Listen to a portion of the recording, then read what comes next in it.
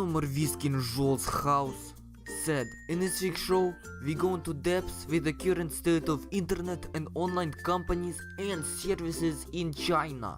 We blame Russia a little for breaking the GPS signal and then discuss the 5G mobile network of the future backed by Bill Gates.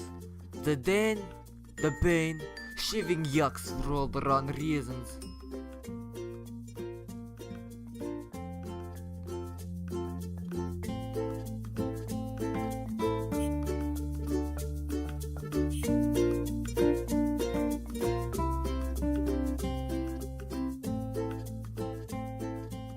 And you are once again listening to The Dane The Pain, the show that is made up from equal parts Canadian timber, Mekong whiskey, and ground up unicorn tears.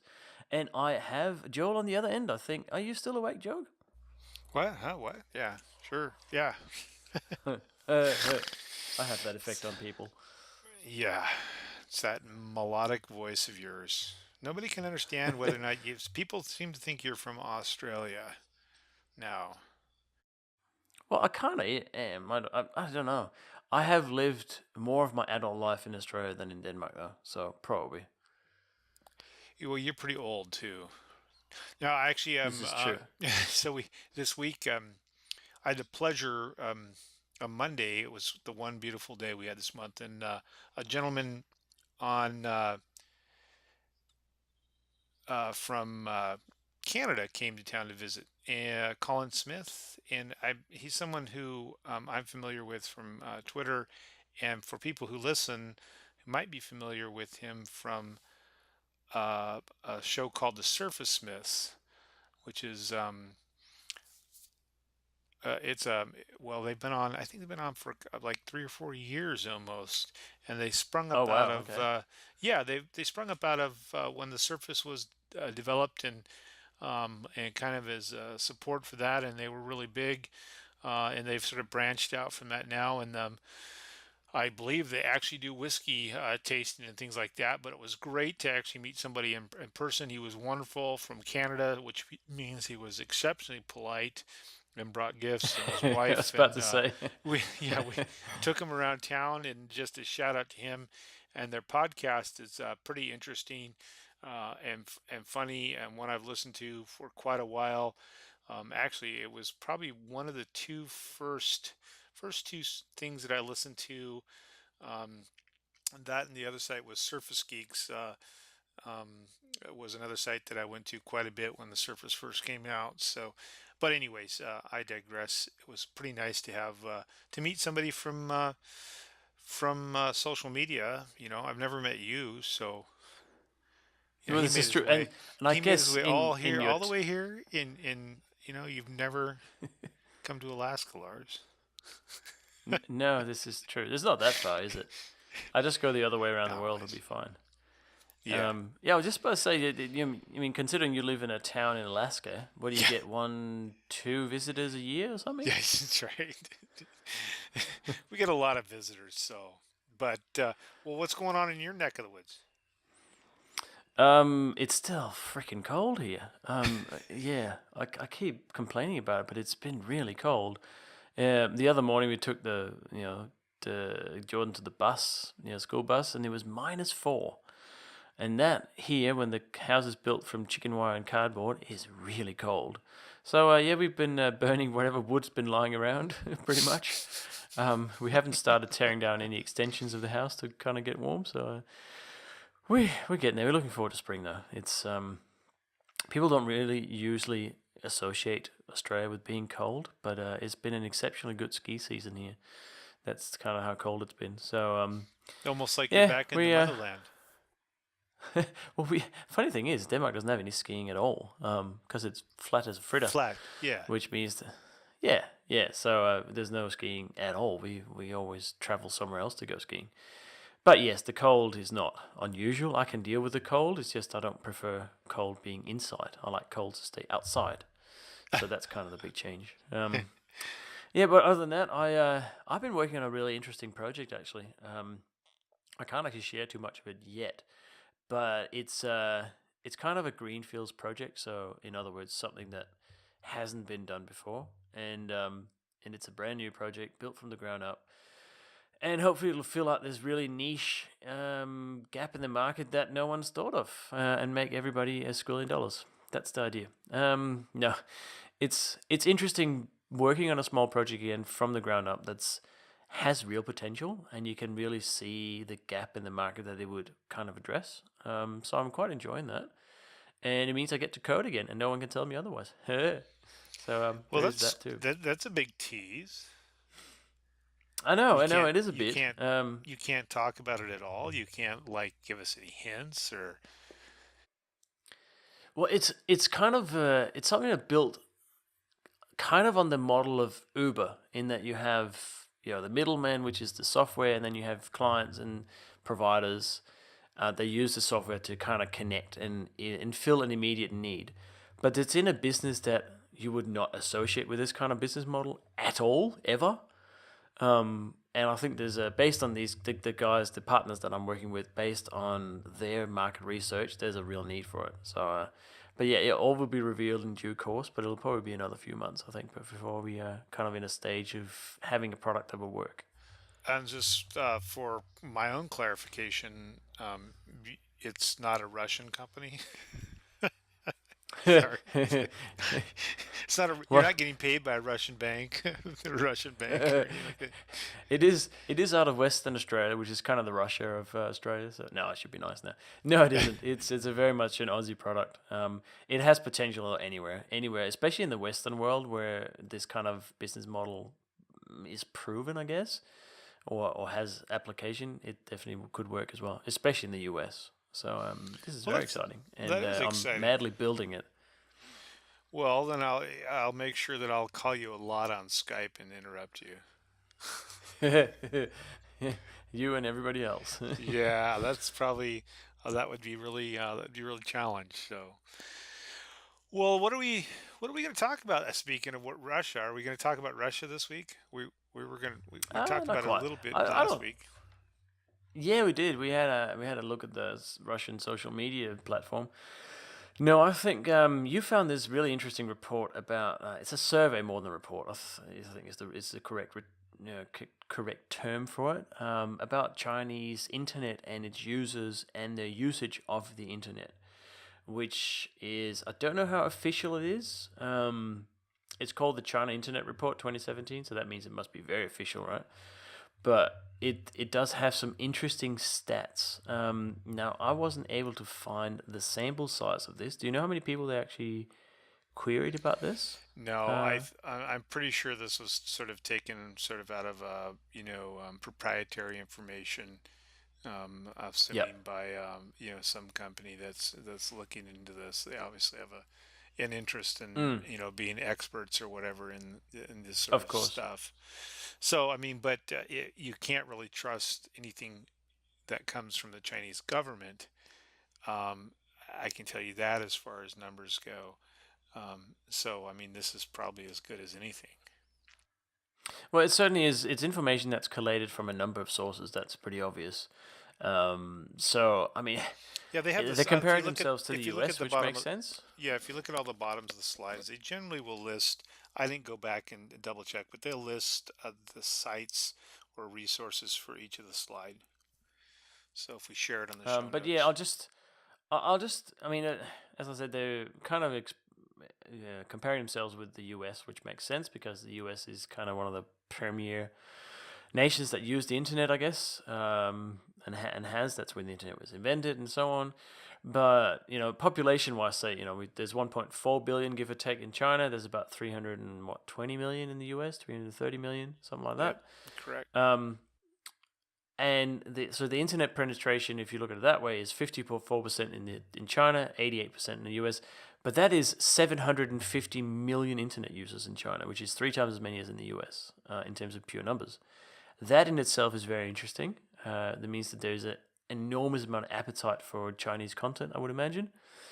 Um, but also something like smartphone users they go into. There's 663 million smartphone users in China and 224 million in the US. So again, three times the number.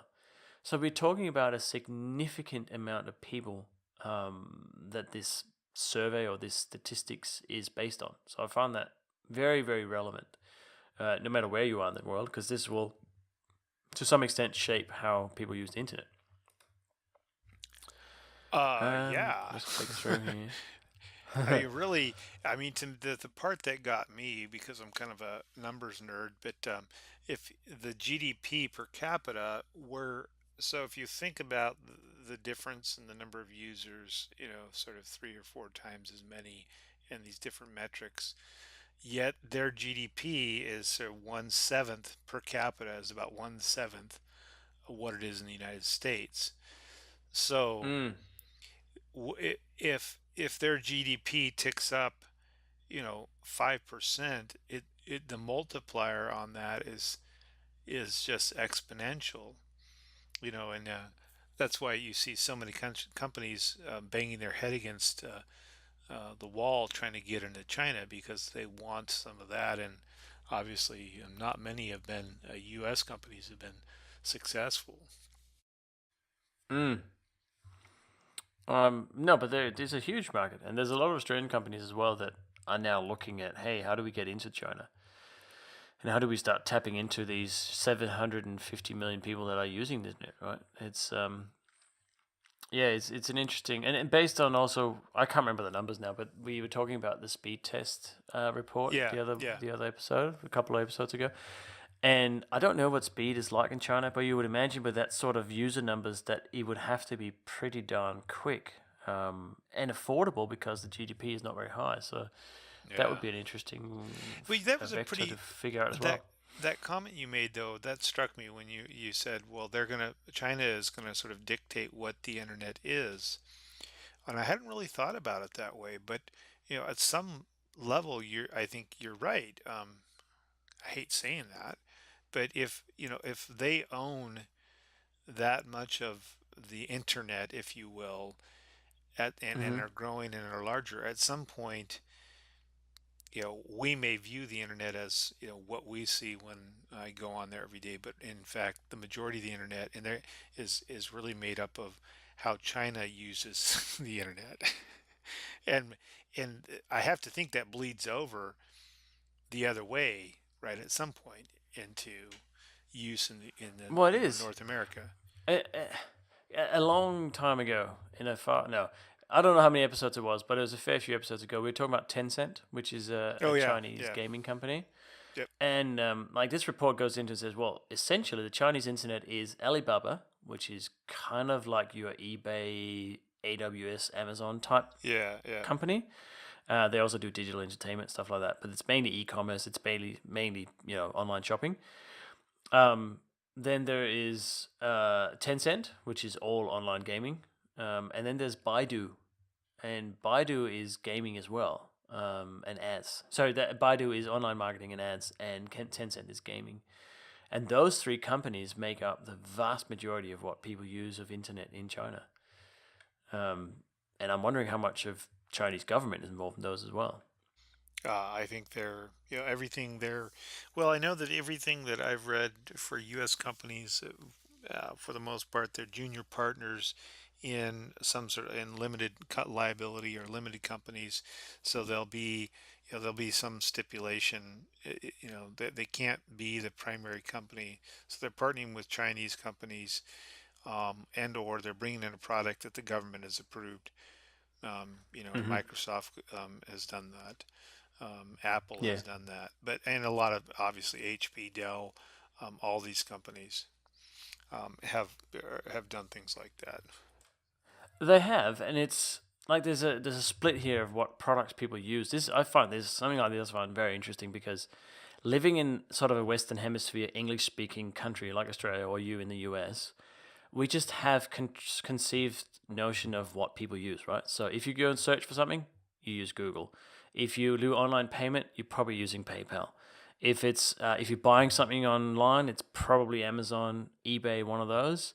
If you watch a video, it's YouTube, and so on, right? In China, it's just completely different. Like all of it is different. Search is done by Baidu. Payment is by something called Alipay, for example. E-commerce is Alibaba. Like it's just all different. Like the YouTube, it probably exists, but there's something called Youku, as well. And it's a whole different world, right? The internet is completely different. And so the way the government, and since we're talking, or I was talking about the Chinese government, if you go on in the report, it talks about how in the past year the Chinese government is the biggest VC firm in the world, and with 231 billion in government-backed venture capital funds raised, and of the private Hmm. companies, Tencent is number one, has 10 unicorns. That would be companies that are valued over $1 billion. That's what I kept saying. Tencent is Yeah, eating the world.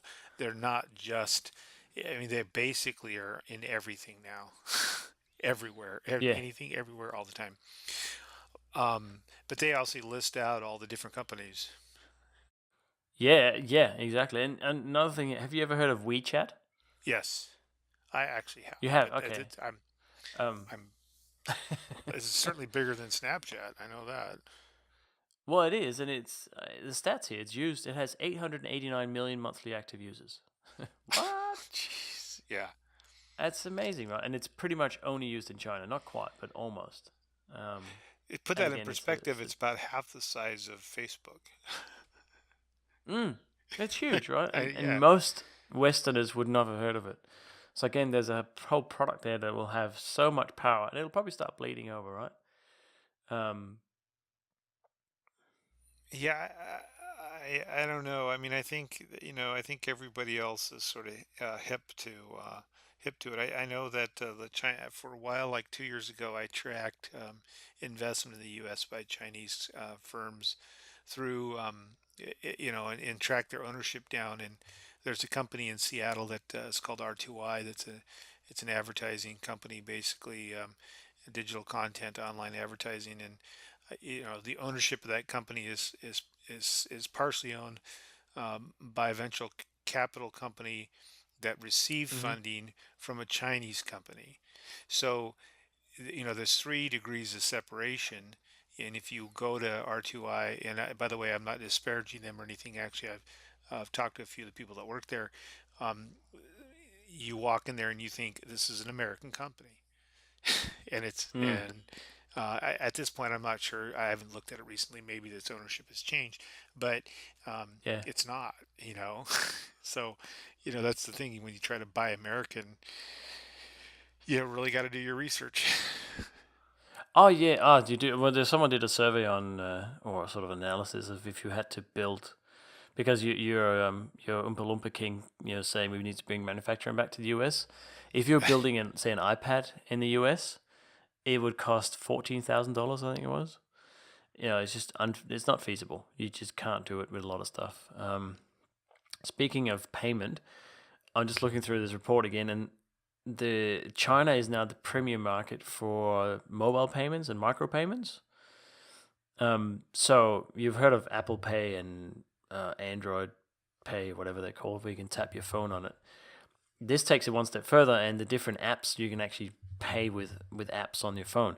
And again, WeChat has 938 million monthly users, and they have over 600 million daily payment transactions. 600 million. Yeah. I And I'm was just thinking thinking that we if listed 3 topics, and I'm thinking, we could actually just talk about this report, oh, we elements of could. it for the whole show, um, It's just just because crazy. I think it's going to have so much influence on how we do anything in the next 10 years. I was, they're the one that got me to looking through this is that the number one bike sharing country in the world is China, and there's 106 million bike sharing app users. That's amazing. I mean, that's just bike sharing. Just, and the other part about I would that have is thought that like, would be in Holland as well. well, they have such a problem with air quality. I'm like, how do you reconcile those two? And I know for a while there was a gentleman I followed who made an application that actually it linked up to local public health departments and air quality measures so that you could check air quality wherever you were at. And the interesting thing was that they couldn't get access to that information in China to localize the application for the Chinese market. And Mm-hmm. my guess is that in many cases, if you're not a Chinese developer, that might be might be a problem for anybody who's not Chinese trying to make an application to sell into China or use in China. Mm-hmm.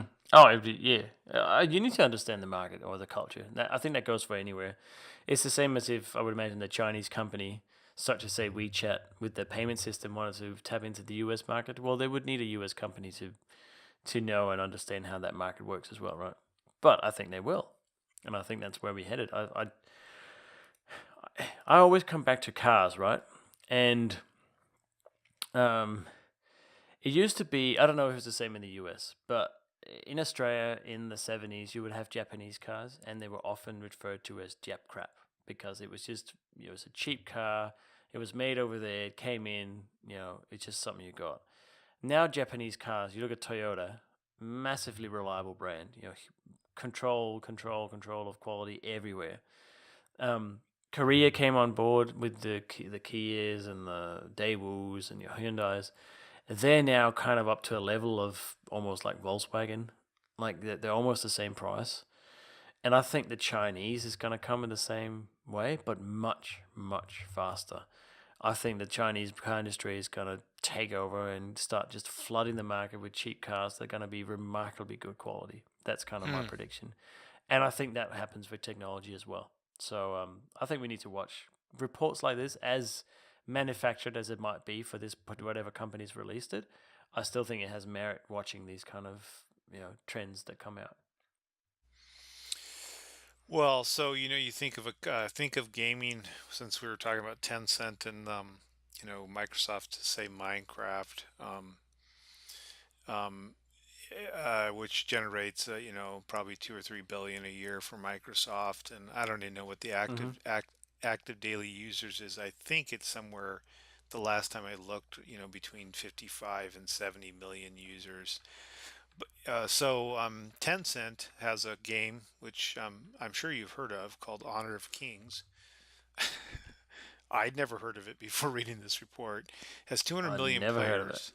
Yeah, it's 70 million active daily users, and generated $1 billion in revenue for Tencent in 2016.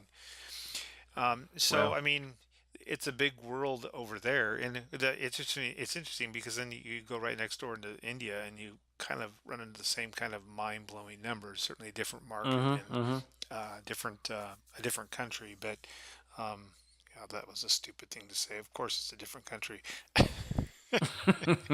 Damn American. No, sorry. I like geography too. Well, Meh. interesting. It's a great report, and there's like way too much to Oh, there go is. into on the show, but we'll put a link to it on our on the site, or I should say specifically, Lars will put a link to it on the site, uh, so you can look through it and hopefully learn some more. And if there's some part of that we missed or you'd want us to talk about in the future, let us know. Yeah, absolutely. Yeah, it's very interesting what's happening. But yeah, we let's move on to something much more sinister. I think it's it's something we I think you showed it to me 2 or 3 weeks ago or something, and it's kind of been lingering as a topic we should talk about, and I think it's a good time now. Not sure why, but it fits in. I think, and we all use GPS pretty much every day. I would imagine, either as location services on our phones, so it knows where we are, where's the nearest ATM, route guidance, which is the traditional one, where do I go in my car. Um, it might be auto populating nearest stores if you're on a hardware shop site or whatever it might be. We use GPS a lot, right? And GPS is, we're kind of looking at it as hey, this is foolproof, right? It's within this 3 meters or something, I think. That Hmm. we can get as consumers, as normal people, civilians. Military can get a lot more accurate than that. And you found this article that somehow a bunch of ships, I think it was 20 or 30 ships, on the 22nd of June, reported that their GPS said that they were actually sailing inland from the Black Sea, Yeah, which 32 is scary kilometers. when you, Is that like, 32 kilometers yeah, 20 inland. miles? Yeah. Mm. Yeah, I think it's kind of, um, well, so actually what led to me reading this was, and I'm sure down in you're closer to this than I am, but in the South Pacific, I believe the U.S. Navy has had three collisions in the last year with large vessels, and I think there's been five total incidents, other groundings or things like that. And these are not little boats, right? So this isn't me out in my 32-foot boat scraping a rock I wasn't aware of. These are, 3, 4, or 500 foot long ships running into or being run into by bigger ships. And these are not, Mm. the ships that are running into them are not vessels that are traveling at 40 miles an hour. They're large freighters that are probably traveling, between 10 and 15 knots, maybe not even that fast, depending. And But it so, takes them 20 kilometers to break. yeah, they don't just stop on a dime. You're right. It takes a long time to churn and maneuver them. Um, but I mean, so that those incidents and some of the discussion about that is because in the States there'd not been any talk about, well, what's going on here. I mean, most of it was, oh, we need to investigate what's going on with the crew. But in my mind, I'm like, well, wait a second. If you've got, you know, tens of thousands of millions of hours of running these boats and not having any problems for decades like this, and then all of a sudden you have Hmm. three remarkably similar incidents, um, there's got to be something else going on because, um, it's just not. I mean, because of radar and things, it shouldn't happen. I mean, it just doesn't. I mean, there's where I live, there are literally thousands of boats. In some seine openings, you'll have 100 boats or 50 boats within a couple miles of each other, and people don't get run into. And and so then so I started looking into it, and I found this article, and it's kind of makes me think that those were not accidents. That Yeah, I someone don't has think found it a way has to. been. I mean, they're Yeah, I investigating it mean, right we did now. say we weren't going to talk about Russia, but all things point to this being the Russians doing this. And the main thing that here's where we come back to the tech show. The main reason they know this is because people were playing Pokemon Go in Moscow, and suddenly their phone said they were 32 kilometers away at this Vnukovo airport. Um, and it kind of makes sense from that standpoint. Is that the Kremlin, which is where the Russian government is, has a GPS scrambler, near there. So if there ever was anyone that wanted to try and attack the Kremlin or whatever, it would all be directed to this airport, right? So it would be away from the Kremlin as a defense mechanism. But Hmm. what we're talking about here is the Black Sea, which is nowhere near Moscow. Suddenly, the ships there are being, they all, and they don't just go off course. They all have the same location. That's why it's so weird. Like they're all being told that they're in the exact same spot. So it's not like, hey, you're 20 kilometers off course. No, you were just placed in a completely different spot. So it's like someone is sending out a specific GPS position, right?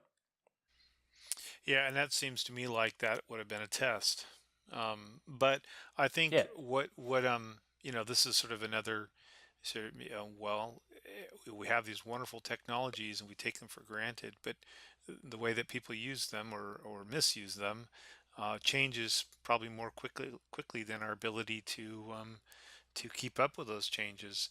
And maybe I don't know, maybe the GPS system will just be upgraded and made more secure by the Navy, or I don't know what they're going to do, but it seems to me like yeah, they have a problem. And it's scary Yeah. because It is. some of It is these a problem. vessels are nuclear powered. It's not like they're just a diesel burning and they have weapons on them. And you Yep. just think about the bad things that could happen. Anyways, I didn't bring it up to the bad mouth the Russians. Actually, I got any problem with Russian people. I probably would have an No, issue no, no, with no. their It's just government, happened that but this came out of Russia. yeah, our government does lots of stupid things I don't agree with. But I still like Americans for the most part. For the most part, always a Yeah. qualifier. It's the Swiss No, the it's just. Swiss that I just don't know anything about. They're shifty-eyed. Oh, they are, and they always keep to themselves. It's not like the Swedish. At least we know where we got the Swedish, right? Yeah. Sorry, Um, not time to pile on the Swedes. oh no, I think it is. It usually is. You know. What else is going on? Well, I found this another article.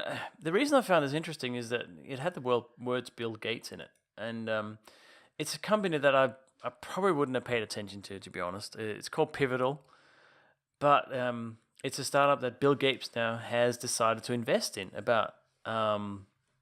says it's got 17 million in funding. It doesn't say if it's all of it has come from Bill Gates, but the other thing they have is that they have a technology called holographic beamforming, or HBF. And as Star Trek-y as it sounds, it is actually just mobile signals. And this is one way that we're looking at how we can create a new 5G network. So it's 5th-generation mobile network, right? So we got 4G now, or LTE is pretty common in most of the Western world. I mean, I don't pretend to know what's going on in all countries, but certainly the countries I've been in, there has been a 4G network of some kind with varying speeds. And now they're then looking at, okay, well, what's the next thing we can do? How can we make this better? And this is one of the ways that they want to do it, is using this holographic beamforming, which is an interesting idea. And to be honest, I can't explain it in very much detail because I don't understand much of Well, it. It is quite complex, well, but it it's like has. it's so as far as I can tell it. So, you know, um, there's 20 people in the room, and I yell very loudly, "Hey, Lars!" 20 people in the room are going to look at me because it's going to reach everybody's ears, but it's for you. Mhm. And what this will allow you to do is, um, um, you can manage the traffic so that signal is going to get to its intended purpose or person without interfering with other signals that might be in the same bandwidth. Is that That's right. So generally, the way that we do it today, so we have standard GSM networks today, mobile networks, is that you would have so many channels on each antenna on the tower, right? And say you had 8 channels on the tower, each of those could be split into 8 different segments so that you could have 8 conversations or data connections or whatever on the same channel. And this is called time slicing. So it's basically a round robin that incredibly fast changes between those 8, and as being on a telephone call you'd never notice, but it does mean there is a real limit to how fast you can do this and how much bandwidth you can give people. And it's the same with CDMA, which is kind of the counterpart to GSM of these old school mobile delivery techniques.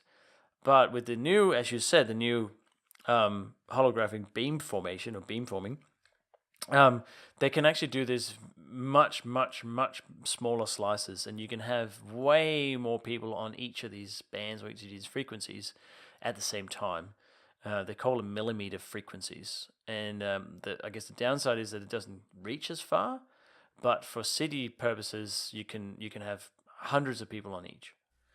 yeah? But most of that communication, well, I don't know. I should say it's likely that in most of the time in big cities, that's where you have the most people using it Hmm. in relatively close areas. So most people aren't making 700 mile phone calls on their cell phones No, or using data. They're either on a network or they're yeah. Anyway, I digress.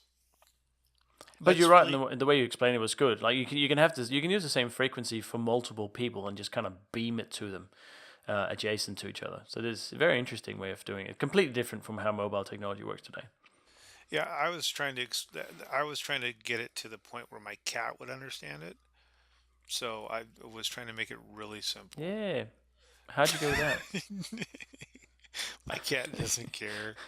My cat's got a No, hole in her no. neck again from fighting. I don't know what she got into the other night, but Is she fighting She's bears again? she's a bully. She's a bully cat, and she just is always getting in trouble. So, but anyways, enough about my cat. This is very cool, and Bill Gates. I think he's made some good investment choices in the past. I believe he has. I can't think of anything right now, but I actually do think he has. It's actually, and I saw that, and I meant to go and look and see if there were any other particular companies that were working on this, say like Nokia, because they're big into 5G and optimization. And but Hmm. my guessing is that they would be a company that would license this. If this technology is proven, they would be licensing it from this person or this company or something like that. Generally, these companies are sort of formed around that purpose of reselling them. They're not necessarily going to be, the next Microsoft or next AMD. Um, Oh no, I don't think anyone that sets out to be the next Microsoft or the next Amazon, next Apple is probably delusional, to be honest. yeah. I was talking about this project I'm working on. We want it to be a success, but we don't have any, let's say, delusions of grandeur of being huge, right? There's a real need for it, and I think it's a viable business model and product, but it's no one can expect to be the next Uber or the next Airbnb. It's kind of something that you might have a chance if you got the right product, but there's a lot of factors that play into that. Well, I think it's kind of fascinating, and I actually got me thinking. For a long time there, I'd been following a lot of startups, and I still do, but I haven't spent as much time on that, and especially reading that China report, I think I need to dig back into that a little bit more. Um, and maybe on the next show we can talk about an IoT company or something that's been doing some interesting work. Yeah, yeah, you did mention one Or earlier we could talk about my before we cat started again. recording, so and it's bear fighting. Well, we need to have a guest to at some point. I Our Belgian friend Joost is he was I believe he's Belgian, right? I I think thought he we. was from Luxembourg. Oh, I have no idea. I'm gonna screw up again because Oh, I okay. think I'm pretty sure I called him French the last time, and he got pretty upset. So, but I'll leave it at that. Hey, by the way, anybody listening, go to our website, check us out on Facebook, uh, send us interesting things, give us feedback if we screw up, if we misspeak, or I should say when we misspeak, and let us know. And if you'd like to send a donation so I can shave my beard once a week, there's a spot on our site you can do that, um, and uh, and we can bring you more of the good stuff. Yeah, yeah, I agree with that. And also, you can comment on our website as well, or on a Facebook page, or wherever. We'll read all the comments and we'll reply to what we can. If you'd And like to, you could send us a letter in the post. no, no, you can't. That takes forever to get to Australia. Um, Okay. Do they I put think that? now is actually it's that time of the show that people hang out for. It's that time of the show where everybody is just on tenterhooks waiting for the next segment. I think it is actually time for the joke of the week. It's the joke of the week, so come along with me. I cannot promise it will be funny, but it's the joke of the week. Yeah, So, do you know how many Freudian analysts it takes to change a light bulb? I do not. Two. One to change it, and the other to hold the penis. Ladder. I meant ladder. God damn it! You got to edit that out. I can't. That's just awful. That's terrible. But it's gonna stay in there. Uh, Yeah, it's well, not a I family show, appreciate. people. Yeah, I appreciate your time, Lars. As usual, it's been real. It's been interesting. And until next week. Yeah, Arrivederci. I guess. Bye bye.